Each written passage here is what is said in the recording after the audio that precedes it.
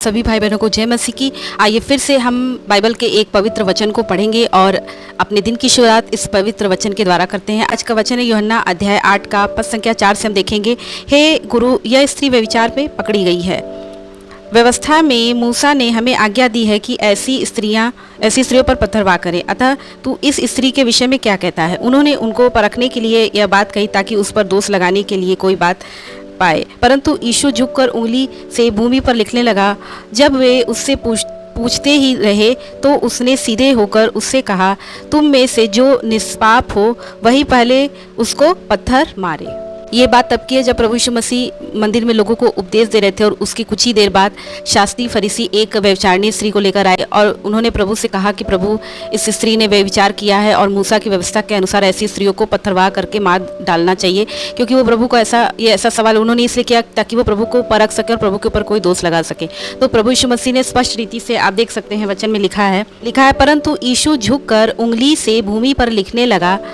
जब वे उससे पूछते ही रहे तो उसने सीधे होकर उनसे कहा, तुम में जो निष्पाप हो वही पहले उसको पत्थर मारे। ये घटना सिर्फ उस वक्त की नहीं है, आज भी हमारे समाज में आप देखेंगे कि एक बुरे व्यक्ति के साथ या एक पापी व्यक्ति के साथ जिससे पाप हुआ है, लोग उसका न्याय करने चल पड़ते हैं। उसने चोरी किया है, जैसे कि मैंने एक बार एक छोटा सा वीडियो क्लिप देखा था कि एक व्यक्ति को पेड़ में बांधकर शायद उसने कुछ चोरी किया था और उसे लोग बड़ी ही बेरहमी से मार रहे थे। ऐसा मार रहे थे कि जैसा जितने लोग मारे थे उनसे कभी कोई अपराध ना हुआ हो, वो बिल्कुल निष्पाप निष्कलंक हो और उन्होंने कभी अपने जीवन में कोई भी छोटी बड़ी चोरी नहीं किया है। यानी वो हर तरफ से निर्दोष हैं, हर तरफ से वो सही है, सच्चे हैं। और उस गरीब को इतना मारा, जबकि उसकी परिस्थिति को समझने के बजाय, उसकी मदद करने के बजाय और उसे सलाह देने के बजाय कि दोबारा ऐसी गलती मत करना। क्या किसी को मारने पीटने से या तकलीफ पहुंचाने से क्या वो सुधर जाता है?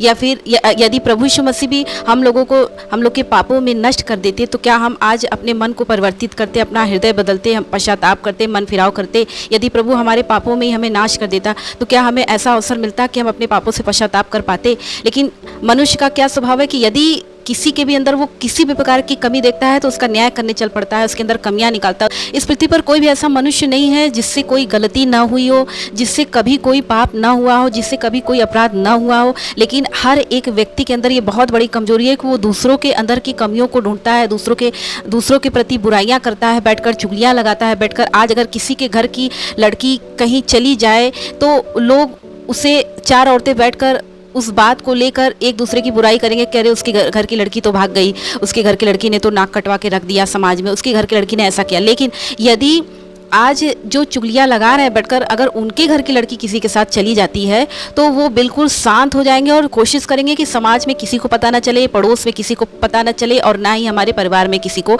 हमारे रिश्तेदारों में किसी को पता चले। इस बात को दबा दो, दफन कर दो। लेकिन दूसरे की बेटी की इज्जत को लोग कितनी आसानी से उछालना शुरू कर देते हैं और एक औरत दूसरी औरत से, दूसरी औरत तीसरी औरत से, तीसरी औरत चौथी औरत से। तो कहने का मतलब ये है कि मनुष्य का ये जो स्वभाव है, दूसरों को दोष लगाना, दूसरों के अंदर बुराइयां ढूंढना, दूसरों के अंदर कमियां ढूंढना। लेकिन क्या कभी हम ठहर कर कभी इस बात पर मनन करते हैं, विचार करते हैं कि क्या सच में हमारे अंदर कोई कमी नहीं है? क्या हम बिल्कुल ही निर्दोष है, निष्पाप है, निष्कलंक है, हमारे अंदर कोई बुराई नहीं है? क्या हमने कभी कोई गलतियां नहीं की होंगी? क्या हमने अपने जीवन में कोई ऐसा कार्य नहीं किया होगा जो कि ईश्वर के राज्य के विरुद्ध है? तो मनुष्य को अपने आप को सुधारने की आवश्यकता है, न कि दूसरों को सलाह देने की या दूसरों को सुधारने की। प्रभु ने कितना स्पष्ट रीति से, कितना सच्चा न्याय किया लोगों के सामने। प्रभु ने कहा कि तुम में जो निष्पाप हो वही पहला पत्थर मारे। तो सारे लोग क्या किए, वहां से हट गए क्योंकि सबने पाप किया था, सबसे गलतियां हुई थी, सबसे अपराध हुए थे और सबके अंदर कमियां थी।